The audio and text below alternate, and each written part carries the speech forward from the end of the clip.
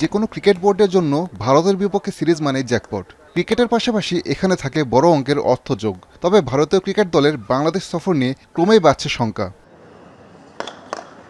বছরের শুরুতে প্রতিবেশী দেশের বোর্ডের সঙ্গে তৈরি হওয়ার তিক্ততার জেরে আসন্ন বাংলাদেশ ভারত সিরিজ মাঠে গড়ানোর সম্ভাবনা প্রতিনিয়ত কমছে। শেষ পর্যন্ত এই সিরিজ মাঠে না গড়ালে বিসিবির কোষাগারে সেটি বড় অঙ্কের আর্থিক ক্ষতি হিসেবেই গণ্য হবে। তবে ক্ষতির মাত্রা কমাতে বিকল্প ভাবনার ইঙ্গিত দিয়েছেন বিসিবির মিডিয়া কমিটির চেয়ারম্যান আসিফ রব্বানী। বাংলাদেশ ভারত সিরিজ অবশ্যই মার্কেটিং পার্সপেক্টিভ থেকে অনেক লুক্রেটিভ একটা সিরিজ সব দিক থেকেই, এবং এখানে ধরেন ফাইন্যান্সিয়াল বলেন আদার অ্যাসপেক্ট সব দিক থেকে এটা একটা খুবই তাৎপর্যপূর্ণ ছিল, সিগনিফিকেন্ট।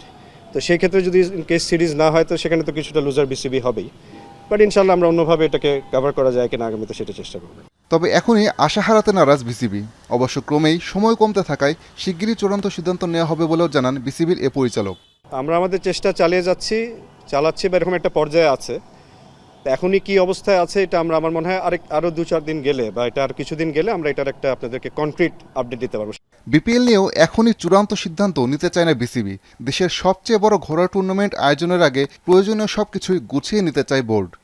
না, এখন আমরা এটাতে সিদ্ধান্তে আসিনি। তবে আমাদের প্রেসিডেন্ট বিশেষ করে উনি বিশ্বাস করেন যখন আমরা এরকম একটা বিপিএল অর্গানাইজ করব সেটা ওই আগের মতো ওই ধরেন তড়িঘড়ি করে জোড়াতালির বিপিএল হবে না। যে বিপিএল যেটা হবে সেটা যেন আমরা একটা এক্সাম্পল ক্রিয়েট করতে পারি এবং সামথিং রিয়েলি যেটা আপনারা অ্যাপ্রিসিয়েট করেন এবং দর্শকরা যেটা অ্যাপ্রিসিয়েট করে, এরকম একটা কি বলবো আমরা একটা যেন এরকম একটা চমৎকার বিপিএল আমরা যেন আয়োজন করতে পারি, সেটাই আমাদের লক্ষ্য থাকবে।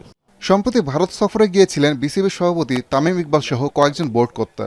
সেখানে এক্সিলেন্স সেন্টার ঘুরে পাওয়া অভিজ্ঞতা, দেশের ক্রিকেটে কাজে লাগানোর প্রত্যাশা আসিফ রব্বানীর কণ্ঠে। যে অবদান এটা নতুন করে বলার কিছু। আসাদুজ্জামান লিটন, এখন, ঢাকা। ঠিক বলেছেন, কারণ একটা বাংলাদেশ ভারত